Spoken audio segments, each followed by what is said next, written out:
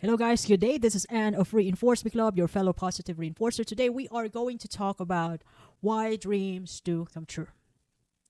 Now, I do believe that we all have our own personal dreams. It's just that there's just few people who are willing to do whatever it takes to make their dreams come true. I also believe that some people have just simple dreams. I mean, not much of an effort. They just want a simple life. Just live uh, as long as they want and having just enough and happy family. Dreams are personal, but there are just exceptional people, from zero to hero journey, wherein obviously they were able to make it. I mean, from broke, absolutely from nothing to having everything. That's how amazing to have a dream for yourself. Dreams are like little wishes in our hearts that show us what we want to do or become one day. They can be about anything like becoming a doctor, traveling to amazing places, or helping people in need. Dreams are special because they give us hope and excitement for the future. But dreams don't just come true by magic. We have to work hard, believe in ourselves, and take steps to make them real. It's like planting a seed and taking care of it every day until it grows into a strong, big tree. This episode is about why dreams do come true, and how we can make it happen. It teaches us that if we have big dreams, stay focused, and never give up, we can turn those big dreams that we have into reality. Dreams are the start of something amazing. It is one of the beauty that life can give us, the beauty that we all have the capacity to create our own reality. Now, how can how can you make your dreams come true? Now, let me share to you my personal experience way back when I was in college, in my college years, my teenage years. That was over a decade. I'm over 30 now, so it's already over a decade.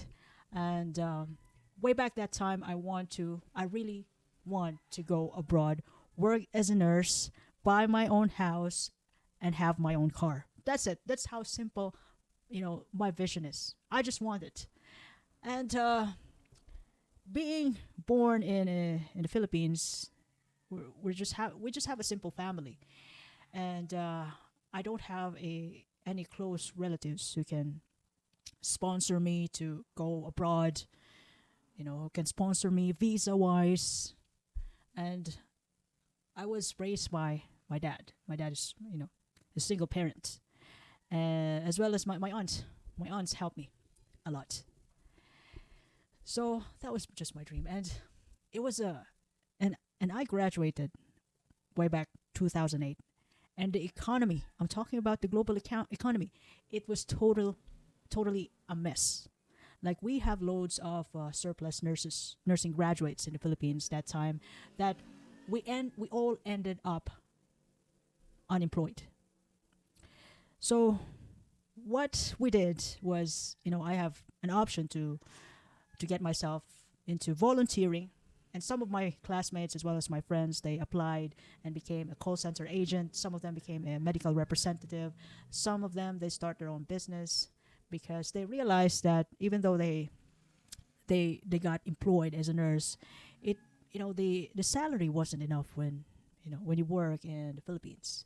So they start their own business. We have different plans though, but the the reality is we hardly could get a job.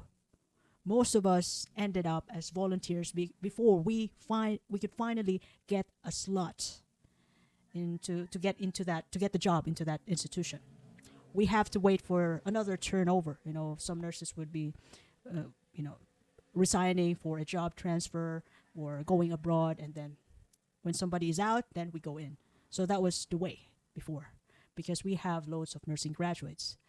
And then when I finally get the job after 1.5 year of volunteering, so I realized that nursing was such a demanding job, demanding in terms of time, health, as well as even relationship management. You have to balance everything. And then when I go to work, there's a lot of demands, of me there, because we're taking care of sick patients. So what I did was, I wasn't happy that time. I realized that making that dream come true, going abroad, particularly in U.S., and then buy my own house, have my own car, was kind of blurry, you know, blurry, almost hopeless dream. But I still keep it in my heart. So since I couldn't forget it, it's in me. I tried to, I took the English test because I'm planning to, maybe before U.S. Isn't wasn't open yet. Maybe I'll try UK, and then I failed, and I saved up again a couple of money, and then retake the English test again, particularly IELTS. I failed, and then I take again the exam. I failed third time.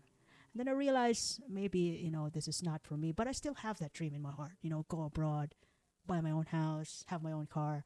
So I decided to go to Saudi Arabia, and then I worked for 2 years there, and then I saved up a good money by working in Saudi Arabia, and then I realized that I'm not happy again there, so I went back to Philippines and take care of my dad, making moments and spent time with dad while working as a nurse. And there was an opportunity again, about going abroad. And then I took the English test, IELTS again, and I failed. I failed for like 5 times. I felt like, look, this is not for me. And then there goes the OET, Australia and some countries in Europe, they're accepting OET, so maybe I could give it a try. Then I finally passed somehow, and then I clicked Ireland, and then I got the job in Ireland.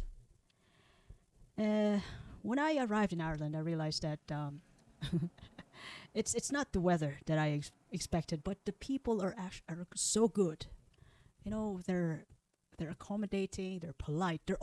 Most of Irish people are polite, and they're also entertaining and respectful. So I learned to love it there. But initially, when I got into that hospital, my first, hospital institution, I could hardly pass. You know, I thought they're gonna send me back to Philippines because of my adjustment. But yeah, they gave me a chance. They replaced my preceptor, and there you go. I passed, and I work in the department which suits me.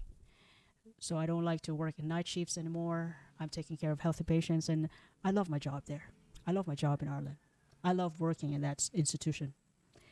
It's like a four stars, 4/5 stars review. And then after 3 years, I saved up. I bought my own house and a car, and there you go.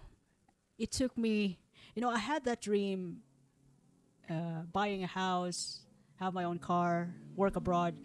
I had that dream since I was 18, and it did come true after maybe 14 years or 15 years. So I realized that when you have a dream and you just keep it in your heart, it's just going to come true. It will be yours if you don't let it go. And then after I got my dreams come true, although it's not in America, I also realized that as time goes by, people change.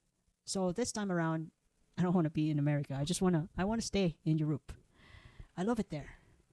And one thing I've realized is that when you have a dream and you focus on your dream, you keep your focus, you keep your eye on the prize, do something about it every day, you're going to increase the luck, the probability of getting that dream, turning that dream into reality. So after I got the house and the car, I have another dream for 10 years. I want to tweak a little bit, tweak some situations in my life wherein I realized that dreams indeed, they it do come true. And I felt it. I witnessed it. And I'm enjoying it. It's not actually a perfect life this time, but it's just dreaming and fighting for your dream, and just keep it in your heart. It's just a matter of time that it will be given to you. Now, what did I learn over the years having a dream come true? Those simple dreams. So I've realized that, you know, I have my another dream, for good for 10 years, which I started last 2 years ago. So I'm working on that dream every day, almost every day, as much as possible. So the first thing that I've learned, having to make a dream come true is to clarify your dream. Write it down and envision the outcome. So I got my daily diary here. I write down my lessons, my problems, solutions, and every day I read this stuff here. This is my reminder. These are my dream for 10 years, and these are what I got to do, my top 3 things to accomplish in a year or 2 years, 3 years until it will come true. So I keep my eyes on the prize because I realize that dreams do come true when it's clearly what you want. And when you know what you want, it's you were able to clarify it to yourself. Your focus is there, like you have a clear target where you're going. Now, another thing about having a dream and clarify it to yourself is it's also important to plan. Second thing, plan your strategy. Break your dream into manageable steps. If it will take you 5 years or over 5 years, plan out what you can do every year, and then what you have to accomplish every month, and then what you have to do in order to accomplish that monthly target every week. And then what you have to do, in order to become that person, you have to form a habit, a good habit, for you to be able to accomplish your weekly goals, monthly goals, and then yearly goals. Other than being clear and plan it out, you have to be consistent. Consistently doing what you've planned to do, what you said to yourself that you're going to do. Act consistently. Commit to your daily actions aligned with your goal. And as you go along, this is life, you might encounter a couple of problems along the way, adversities. Some of one of your loved ones might get sick, or you might get sick. It's important to stay resilient. Whatever happens, still keep your eyes on the prize. Now, another thing, if you have somebody who's going to war with you, someone you can trust, someone who wants the best for you, it's also important to have a support. Seek support. Find some mentors or even therapists, allies, and communities who believe, like-minded people who believe in your dream. It could be your wife, your husband, your girlfriend. So if you can find one, seek support. As to me, yeah, I have I got my loved ones. I have my significant others who support me. I mean, just let me do what I want. That's how he supports me. He just let me be myself, and I'm already happy with that. He doesn't stop me. He doesn't hinder my plans. If I tell him, let's go to this place, and then, yes. Another thing is that it's also important to celebrate your progress. Acknowledge every milestone to keep yourself motivated. When I passed the English test, I celebrated my success. We dined out, me and my friends. I treat my dad. And then after I got the job in Ireland, I treat my dad almost every week. For that, I was really happy. So when I got the house, I didn't treat myself immediately because I was broke again, and then I saved up. I invest a couple of money, and then the simplicity of my celebration it's actually working this time. And yeah, celebrate your milestones in any ways you can.